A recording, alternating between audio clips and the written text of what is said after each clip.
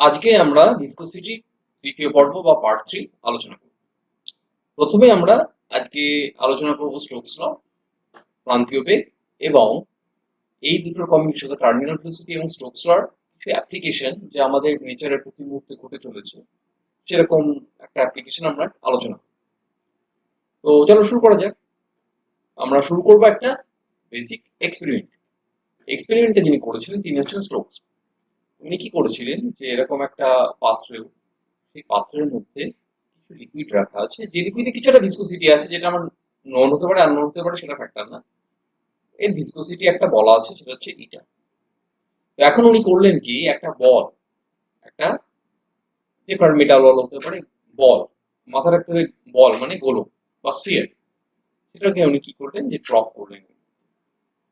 যখন ড্রপ করছেন তখন কি ঘটনাটা ঘটছে এটা উনি অবজার্ভ করলেন। উনি অবজার্ভ করলেন যে যখন লিকুইডের মধ্যে রয়েছে বস্তুটা, তখন এর উপর তিনটে বল ক্রিয়া করছে। কি কি? একটা তো এমজি কাজ করছে, সেটা সবাই জানি, তাই না? এমজি তো কাজ করবে। আর একটা কি, যেহেতু এটা লিকুইড, সুতরাং ঊর্ধ্বমুখী একটা ফোর্স কাজ করবে, যেটাকে বলা হচ্ছে বায়ান ফোর্স বা প্লবতা। তৃতীয় আরো একটি বল উনি লক্ষ্য করলেন যে আরেকটা বল আছে। সেটা কি জন্য তৈরি হচ্ছে?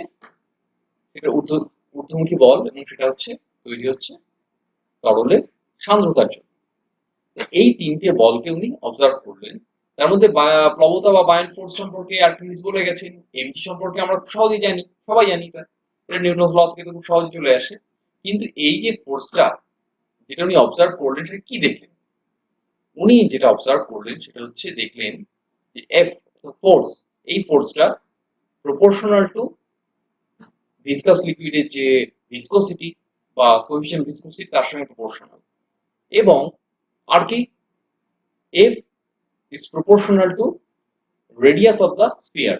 স্ফিয়ারের যে রেডিয়াস, অর্থাৎ যত বড় স্ফিয়ার, স্ফিয়ারে তো একটা রেডিয়াস আছে, বলে তো একটা রেডিয়াস আছে, যত বল বড় স্ফিয়ার উনি দেখছেন যে তত বেশি হচ্ছে এই ঊর্ধ্বমুখী বলটা, ইট ইজ প্রপোর্শনাল টু আর। এবং যখন এই বলটা এর মধ্যে নিচে নামছে, তখন একটা ভেলোসিটি আছে। তিনি দেখলেন যেটা ভেলোসিটির সঙ্গে প্রপোর্শনাল। এই ভেলোসিটিটা একটা সময় পরে গিয়ে দেখা যাচ্ছে ধ্রুবক হয়ে যাচ্ছে, মানে কনস্ট্যান্ট হয়ে যাচ্ছে। অর্থাৎ লিকুইডের মধ্যে যখন পড়ছে, একটা সময় পর ও আর বেগ চেঞ্জ হচ্ছে না। তো তখন এটাকে আমরা নাম দিচ্ছি ভিটি। That's good. আমরা এখান থেকে তো এই ঊর্ধ্বমুখী বলটা পেয়ে যাচ্ছি, কিন্তু সমস্যা হলো একটা, উনি দেখলেন ডিপেন্ড করে মাত্র, কোন পাওয়ারে ডিপেন্ড করে সেটা উনি পাচ্ছেন। অর্থাৎ জেনারেল ফর্মে আমরা লিখতে পারি F is proportional to eta to the power A, F is proportional to R to the power B, এবং F is proportional to VT to the power C. এখানে এবিসি কিছু নাম্বার, এবিসি হচ্ছে কিছু number. তো এখন সমস্যা হচ্ছে ABC তো বের করতে হবে, তাই না? সেই জন্য কি করব আমরা, একটা সুন্দর মেথড আছে এর জন্য, সেই মেথডটাকে আমরা শিখি। এফ সমান সমান প্রপোর্শনাল সাইন তুললে একটা কনস্ট্যান্ট আসে K, eta to the power A, R to the power B, এবং VT to the power C. কেটা কি? এটা একটা নাম্বার যেটা ডাইমেনশনলেস, ডিএল ডাইমেনশনলেস, স্বাভাবিকভাবে সেটা ইউএল মানে ইউনিটলেস হবে। তো এবার আমরা কি করে এবিসি বের করবো? দেখ, কিভাবে বের করা খুব সহজ। যেটা ইউজ করলেন উনি, বা উনি ইউজ করেছেন কিনা আমি সঠিক বলতে পারছি না এটা, যেভাবে আমরা বের করবো সেটা হচ্ছে ডাইমেনশন অ্যানালাইসিস। এফ এর ডাইমেনশন জানি, ইটা ডাইমেনশন জানি, আর এর ডাইমেনশন জানি, ভিটি ডাইমেনশন জানি, আমরা কম্পেয়ার করবো। এফ এর ডাইমেনশন কত হয়? M L T to the power -2। এখন কে যেহেতু ডাইমেনশনলেস, সুতরাং ওটা লেখা যা না লেখাও তাই, ওটাকে আমি ড্রপ করছি। এবার ইটা ডাইমেনশন, ইটার ডাইমেনশন কি আমরা আগে পড়েছি, M L inverse T inverse. পাওয়ারে কত? পাওয়ার আছে এ, তাই এ লিখবো। তার সাথে আর, আর এর ডাইমেনশন কি? এল এর ডাইমেনশনের সঙ্গে সমান to the power b. V dimension L T to the power -1 to the power c, তাই তো? এবার যদি আমরা কম্পেয়ার করি তাহলে কি পাবো? আমরা দেখি এখানে আমরা পাচ্ছি m to the power a, l to the power minus a, আর কি প্লাস b, আর at a মানে প্লাস c। তাহলে হলো টি, টি টু দি পাওয়ার মাইনাস এ, এখানে কোনো টি নেই, এখানে একটা মাইনাস ওয়ান আছে, তার মানে মাইনাস সি। এবার দেখো এম এর পাওয়ারের সাথে এম এর পাওয়ার কম্পেয়ার করি, টির সাথে টির পাওয়ার কম্পেয়ার করি, এল এর সাথে এল এর পাওয়ার কম্পেয়ার। তাহলে এখান থেকে খুব সহজেই যেটা পেয়ে যাচ্ছি সেটা হচ্ছে এ সমান সমান কত, ওয়ান। কম্পেয়ার করো, এই যে এম এর সাথে এম কম্পেয়ার করেছি। এবার আরেকটা পেলাম কি, টি এবার আসে, ছোট থেকে বড় আসে, তাহলে একটা টার্ম দুটো টার্ম তিনটা, মাইনাস সি সমান সমান কত, মাইনাস টু। এর ভ্যালু আমার জানা আছে, তাহলে এখান থেকে সি ভ্যালু কত হচ্ছে, সি ভ্যালু ওয়ান হচ্ছে। করে দেখো, আমি এটা স্টেপ জাম্প করে গেছি, যদি সমস্যা হয় তুমি হাতে করে করতে পারো, কোনো অসুবিধা নেই। করলে তুমি যেটা পাবে সেটা হচ্ছে সি ইকুয়াল টু ওয়ান। রইল বাকি বি, এখানে যদি আমি এ মাইনাস এ প্লাস বি প্লাস সি সমান সমান এল এর মাথায় মাত্রা কত আছে, মানে পাওয়ার কত আছে, ওয়ান, এটা ওয়ান। এখান থেকে কি পেয়ে যাচ্ছি, এখানে মাইনাস এর ভ্যালু মাইনাস ওয়ান, প্লাস বির value plus one, zero, C sorry সির ভ্যালু ওয়ান। তাহলে এই দুটো তো অফ হয়ে যাচ্ছে, বি থেকে যাচ্ছে, বির ভ্যালু কত, ওয়ান, বি সমান ওয়ান। তাহলে স্টোকস ল অ্যাকচুয়ালি কি পেল, স্টোকস ল পেল এই রকম একটা ফরম্যাট, থিটা আর ভিটি, এখানে একটা কে থেকে বসে আছে। এই কে এর ভ্যালুটা আমাদের স্টোকস দাদা নির্ণয় করেছিলেন, স্টোকস দাদা নির্ণয় করে যে ভ্যালুটা পেয়েছিলেন সেটা হচ্ছে 6 পাই, কে ইকুয়াল টু 6 পাই। তাহলে স্টোকসের সূত্রটা অ্যাকচুয়ালি তাহলে কি দাঁড়ালো, স্টোকস ক্যালকুলেশন তো করে ফেললেন। কি পেলেন উনি, উনি বললেন কোন অসীম বিস্তার যুক্ত, দেখো এইগুলো হচ্ছে বিস্তার, অসীম বিস্তার যুক্ত তো আসলে তো হওয়া সম্ভব না, এগুলো আইডিয়ালাইজ করা আর কি। মানে কি বলবো, যে একদম পারফেক্টলি এক্সটেন্ডেড। যাই হোক, অসীম বিস্তার যুক্ত একটা সান্দ্র তরল, অসীম বিস্তার যুক্ত সান্দ্র তরল পাওয়া যাবে না, কিন্তু একটা নির্দিষ্ট দূরত্বের পর আমরা সেটাকে মোটামুটি ভাবে অসীম হিসাবে ধারণা করতে পারি, মানে বলের রেডিয়াসটার থেকে দূরত্বটা থেকে অনেক বেশি হয়। সহজ কথা হচ্ছে এটা, যেখান থেকে পড়ছে এই অসীমটুকু বুঝে নেবে, এটা খুব ভালো কনসেপ্ট, কাজে লাগে। এই যে আরটা, আর ও যে পড়ছে, যে ডিস্টেন্সটা পড়ছে নিচে, এই ডিস্টেন্সটা ধরে নেয় ক্যাপিটাল আর। যদি আর লেস দেন লেস দেন আর, এটা ধরো 0.01 মিলিমিটার, আর এটা হচ্ছে ধরো 3 কিলোমিটার, আমরা বলতে পারি যে এই বিস্তারটা হচ্ছে অসীম বিস্তার। তাহলে তোমরা এখন প্রশ্ন করবে যে অসীম তো মাপতে পারি না, ইত্যাদি ইত্যাদি, অঙ্কে পড়েছি। দেখো অঙ্কের অসীম আর আমাদের অসীমের মধ্যে একটু ডিফারেন্স আছে। আমাদের কন্ডিশন হচ্ছে এটা যে যার সাপেক্ষে মাপছি তার তুলনায় সে কতটা বড় বা ছোট, আমাদের কাছে এটাই অসীম, এটাই যথেষ্ট, তার চেয়ে বেশি না গেলেও চলে। যাই হোক, তাহলে অসীম বিস্তারযুক্ত সান্দ্র তরল, তার মানে একটা ইটা থাকতে হবে, তাই না? একটা ইটা থাকতে হবে, মানে তরলটা ইটা থাকতে হবে। আইডিয়াল লিকুইড হলে চলবে, চলবে না। আইডিয়াল লিকুইড হলে যদি চলবে না, তাহলে আমাদের তো আর কি বলবো, কাজ হবে না, কারণ আইডিয়াল লিকুইডের ক্ষেত্রে এটা জিরো, ফোর্স জিরো হয়ে যাচ্ছে, ঊর্ধ্বমুখী বল থাকছে না। পতনশীল এবং গোলকাকার, অর্থাৎ স্ফিয়ার হতে হবে। গোল তো অনেক রকম হয়, একটা হচ্ছে সার্কেল হয়, একটা হচ্ছে সার্কেল 2D তে, আর 3D তে সেটা কি হবে, স্ফিয়ার হবে।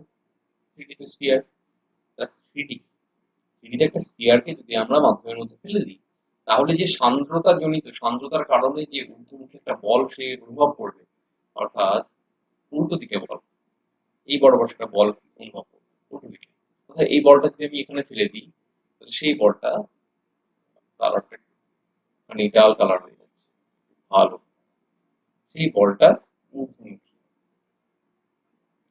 সেই বলটা যে ঊর্ধ্বমুখী বল হচ্ছে তার মানটা আমরা পেয়ে গেছি, স্টোকস ওই সূত্র থেকে আমরা পেয়েছি, সেটা হচ্ছে এফ সমান সমান 6 পাই ইটা আর এবং ভিটি, এই ভিটিটা হচ্ছে আমরা বলছিলাম প্রান্তীয় বেগ বা টার্মিনাল ভেলোসিটি।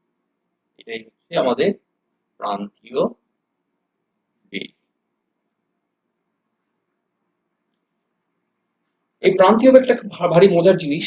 এটা যখন আমরা দেখবো এর অ্যাপ্লিকেশন বা এর ইউজ, তখন আমরা বুঝতে পারবো যে প্রান্তীয় বেগ না থাকলে কি হতো, প্রান্তীয় বেগ আছে বলে কি সুবিধা হয়। তো যাই হোক, তো প্রান্তীয় বেগ যেটা আছে সেই প্রান্তীয় বেগের মূল ধারণাটা হচ্ছে এটা, যখন কোনো সান্দ্র তরলের মধ্যে দিয়ে লিকুইড যাচ্ছে একটা নির্দিষ্ট সময় পর বা একটা নির্দিষ্ট দূরত্ব যাওয়ার পর, ও কি হয়, ওর ভেলোসিটি কনস্ট্যান্ট হয়ে যায়, ও আর ভেলোসিটি বাড়েও না কম। যদি সান্দ্র তরলটি হোমোজিনিয়াস অর্থাৎ আইডেন্টিক্যাল হয়, দেখা গেল যে জায়গায় জায়গায় তোমার ডেনসিটি বা এই কি বলে কোএফিসিয়েন্ট অফ ভিসকোসিটি আলাদা আলাদা। অর্থাৎ ধরো তুমি একটা লিকুইড নিলে, তার কিছুটা হচ্ছে এই কালারের একটা লিকুইড আছে, কিছুটা ধরো একটা হলুদ কালারের হলুদ একটা লিকুইড আছে, তারপরে ধরো একটা লাল লিকুইড আছে, তাহলে কিন্তু বদলাতে পারে। তাহলে কিন্তু বদলাতে পারে, যদি না হয় অর্থাৎ একটা সিঙ্গেল লিকুইড হয়, কারণ এখানে সান্দ্রতার মান যা, এখানে সান্দ্রতার মান তাই তো হবে না। ফলে ঊর্ধ্বমুখী বলগুলো পাল্টাবে, ঊর্ধ্বমুখী বল দিয়েই চেঞ্জ করবে, ফোর্স চেঞ্জ হওয়ার সঙ্গে সঙ্গে ভেলোসিটি চেঞ্জ করে যাবে।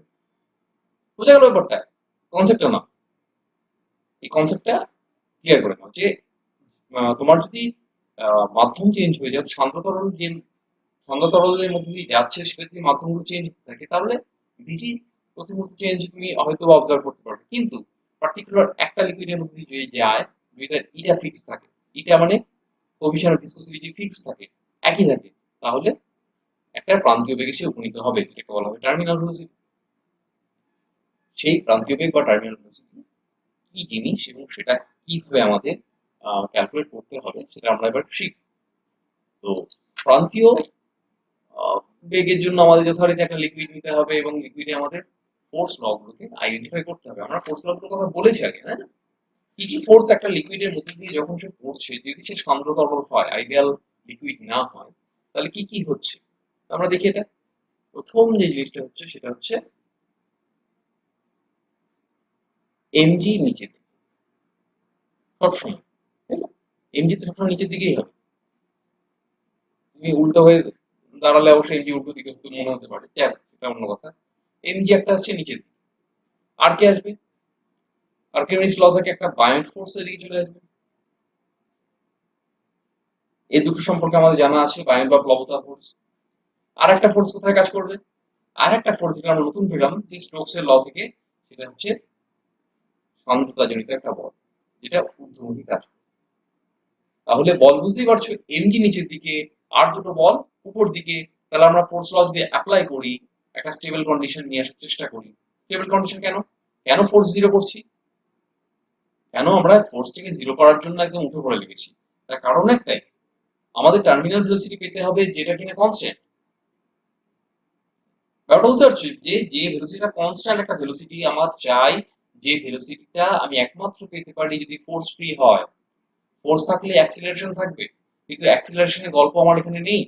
আমার এখানে সহজ কথা হচ্ছে ভেলোসিটিকে কনস্ট্যান্ট করতে হবে। ফলত এই বলটার উপরে এফেক্টিভ, এই যে বলটা, এই বলটার উপরে এফেক্টিভ কোনো কি হবে না, কোনো রকম ফোর্স কাজ করবে না। বোঝা গেল? তাহলে এবার আমরা ফোর্স ল গুলোকে একসাথে করে আমরা একটা কি করব, ইকুইলিব্রিয়াম সিচুয়েশন আনার চেষ্টা করব। খুব স্বাভাবিকভাবে এমজি নিচের দিকে আর এই দুটো উপর দিকে।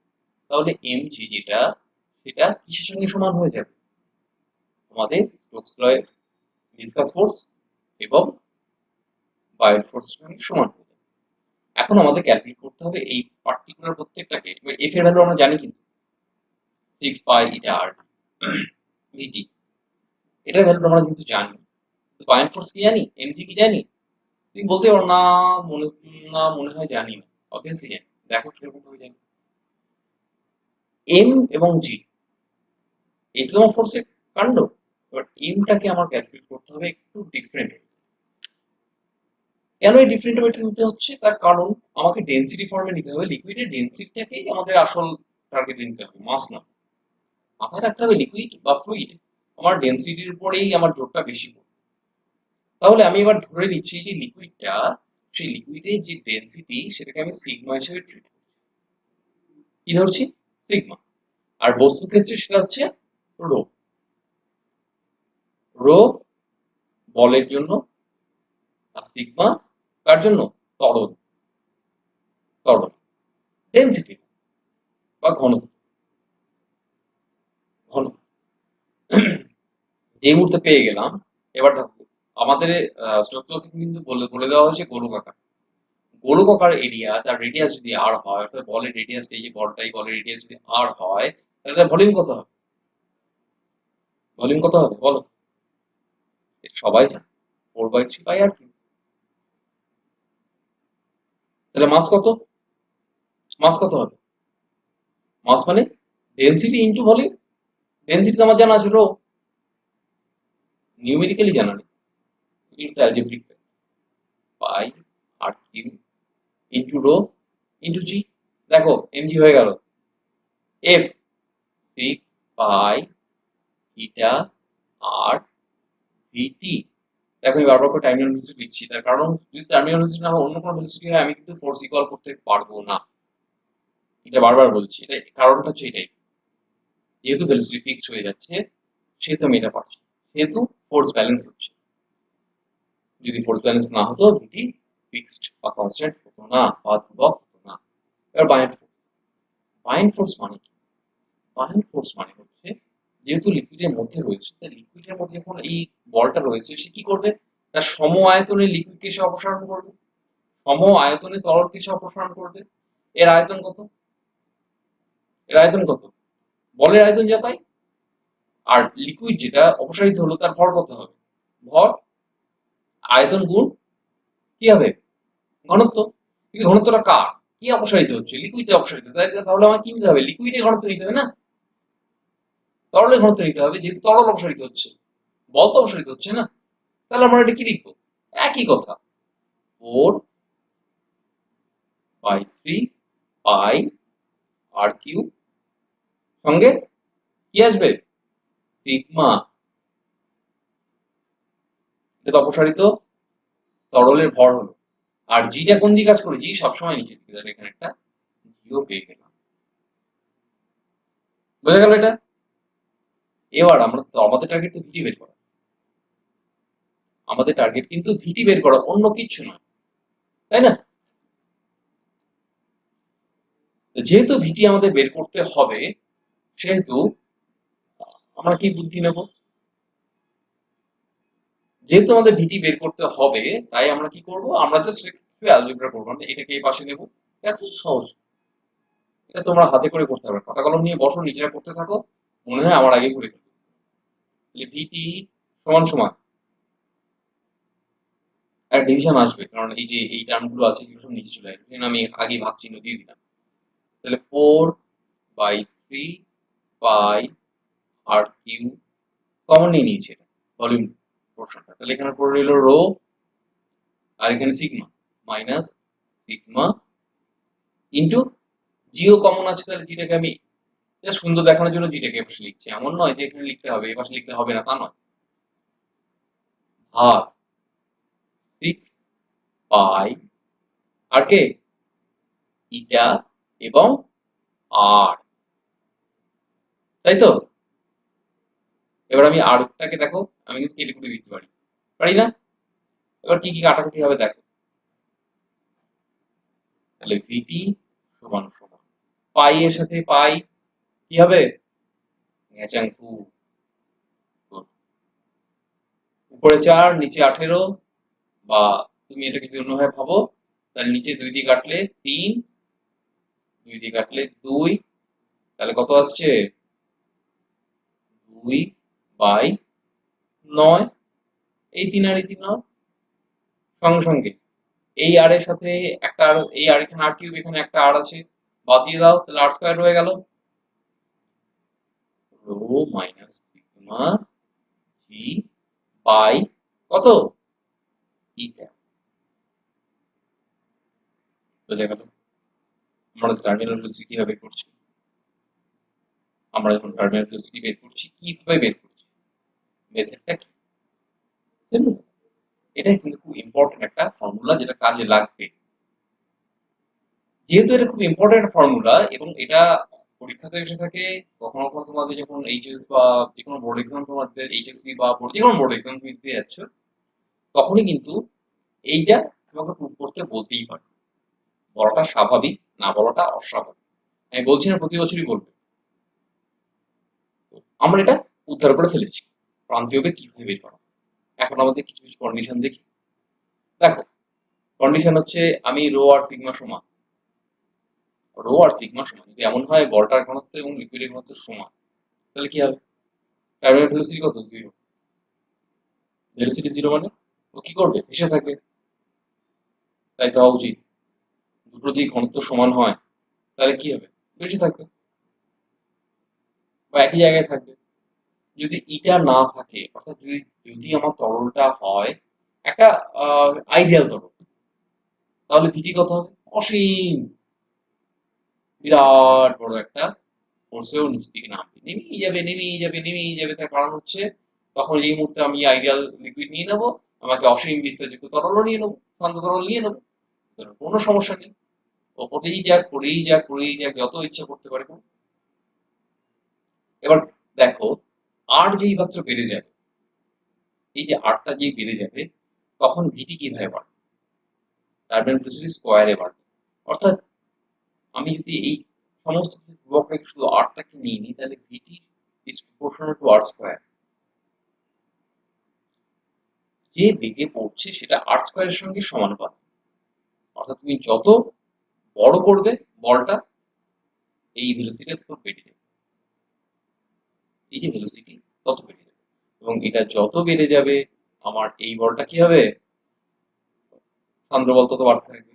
এবং মজার বিষয় হচ্ছে, যখন তুমি আইডিয়াল লিকুইড নেবে অর্থাৎ এটা ইকুয়াল টু জিরো করবে, এবং ভিটি তখন ইনফিনিটি হয়ে যাবে। যখন প্রচন্ড বেগে নিচের দিকে নামতে থাকবে, তখন প্রচন্ড ভিসকাস ফোর্স প্রয়োগ হতে পারে। বাট আনফরচুনেটলি এটা ইকুয়াল টু জিরো হলে তো ভিসকাস ফোর্স থাকবে না। তাহলে বিষয়টা কি হবে? তাহলে বিষয়টা যেটা হবে, ও অনন্তকাল ধরে পড়তে থাকবে, পড়েই যাবে পড়েই যাবে এবং পড়েই যাবে। উপর দিকেও ও কখনো ভিটি কখনো ফিক্সড ভিটি পাবে না। ফিক্সড ভিটি পাবে না কেন? ভিটি কনস্ট্যান্ট হবে না কেন? তার কারণ হচ্ছে এই যে ইনফিনিটি শব্দটাকে আমি ব্যবহার করছি, ইনফিনিটি ভ্যালু যা ইচ্ছা থাকবে অবশ্যই 3 into 10 to the power 8 metre per second এর চেয়ে কম হতে হবে, বা সমানও হতে পারে, কিন্তু লাইটের স্পিডে যায়। কারণ এর চেয়ে বড় 3 দেখে মনে হয় এটা একটা গন্ডগোল রয়েছে। 1 3 মনে হচ্ছে দেখে। 3 into 10 to the power 8 metre per second, এটা লাইটের ভেলোসিটি, যার চেয়ে বেশি ভেলোসিটিতে কোনো বস্তু যেতে পারে না। It is not allowed by nature. বিজ্ঞানীরা এটাকে আঁকড়ে দিয়েছে তা না যে বিজ্ঞানীরা বলে দিলেন যে না যেতে পারবে না, সুতরাং ও যেতে পারছে না, সেটা নয়। নেচার বলে দিয়েছে যে এর চেয়ে বেশি বেগে যাওয়া সম্ভব নয়, যেতে পারবে না, তুমি এর চেয়ে বেশি বেগে যাওয়া অ্যালাউড নয়। তুমি ম্যাক্সিমাম এটা যেতে পারো, কিন্তু তখন তুমি আর বসে থাকবে না, তখন তুমি লাইট হয়ে যাবে। দ্যাটস গুড, ভালো কথা। তো আমরা এবার নেক্সট সামান্য আলোচনা বাকি আছে, সেটা একটু দেখি। ধরে নাও বাতাসের উপর দিয়ে একটা লিকুইডে ড্রপ করছে, যেটাকে আমরা বলছি ওয়াটার ড্রপ বা বৃষ্টি। বৃষ্টি পড়ছে। তো আমাদের গ্রাউন্ড, মোটামুটি গ্রাউন্ডের যখন মেঘ মোটামুটি ধরো 3 4 কিলোমিটার উপর থাকেই না, 3 কিলোমিটার উপর থেকে পড়ছে, তাহলে যদি 3 কিলোমিটার উপর থেকে নিচের দিকে পড়ে, তাহলে তার ভেলোসিটি কত হওয়া উচিত? আমরা এখানে কনজারভেশন অফ এনার্জি ইউজ করতে পারি। যেহেতু 3 কিলোমিটার হাইটে আছে, সুতরাং ওর mgh হচ্ছে ওর কি স্থিতিশক্তি। তাহলে ও যখন এই বিন্দু থেকে শুরু করে যখন ঠিক মাটি ছুবে, তখন ওর ভেলোসিটি পুরোটাই কনভার্ট হয়ে যাবে কিসে? কাইনেটিক এনার্জিতে। mgh থাকবে না, এটা হয়ে যাবে half MV square, energy conserve. তাহলে এখান থেকে আমরা এম এর সাথে এম কেটে দিয়ে ভিটা ক্যালকুলেট করতে পারি। মজাটা দেখো কি আসতে চলেছে, root over 2 g h। Nice good. এইবার ভ্যালুগুলো বসিয়ে রাখি। 2 ইন্টু জির ভ্যালু আমি 10 ধরে নিচ্ছি, into kilometre 3 into 10 to the power 3, তার রুট, তাহলে মোটামুটি কত দাঁড়াচ্ছে 3 × 6 √6 পাওয়ারে কত আসবে 10⁻², এত metre per second. 10⁻² metre per second মানে কত কিলোমিটার, মানে কত মিটার প্রতি সেকেন্ড নামছি। এটা যদি ঘন্টা হিসাব করি তাহলে আরো সুবিধা হতো যে সেকেন্ডে ও 100 মিটারও বেশি যাচ্ছে সেকেন্ডে। আমি এটাকে অফ করে দিয়ে জাস্ট এই পাওয়ারটাকে নিয়ে একটু আলোচনা করছি। মানে 100 metre per second, 100 metre per second কিন্তু খুব একটা ছোট ভেবো না। তুমি 36 দিয়ে গুণ করে দাও, দেখো কত হয়। উপর নিচে 36 দিয়ে গুণ করে দাও, তাহলে কি হবে 3600 আরো দুটো শূন্য, 00 এত মিটার পার আওয়ার। তাহলে 3টে শূন্য বাদ দিয়ে দিই, 360 কিলোমিটার প্রতি ঘন্টা অ্যাপ্রক্সিমেটলি বৃষ্টির বেগ হওয়া উচিত। এবার তুমি একটু ভেবে দেখো 360 কিলোমিটার প্রতি ঘন্টায় বৃষ্টির সামান্যতম যদি একটা ফোঁটা আমাদের গায়ে লাগে আমাদের কি হাল হবে। আমাদের বাঁচার কথাই নয়, কিন্তু আমরা বাঁচছি এবং 360 কিলোমিটার বেগ আমরা কখনো ফিল করছি। কেন করছি? যে মাধ্যমের মধ্যে দিয়ে বৃষ্টিটা পড়ছে সেটা কি এয়ার, একটা ভিসকাস মিডিয়াম, একটা সুন্দর ভিসকাস মিডিয়াম। সেই ভিসকাস মিডিয়ামের মধ্যে দিয়ে যখন যাচ্ছে একটা সময় পর ও ভিটিতে রিচ করে যাচ্ছে, ও ভিটিতে রিচ করে যাচ্ছে, সেটা এই বেগের চেয়ে অনেক অনেক কম।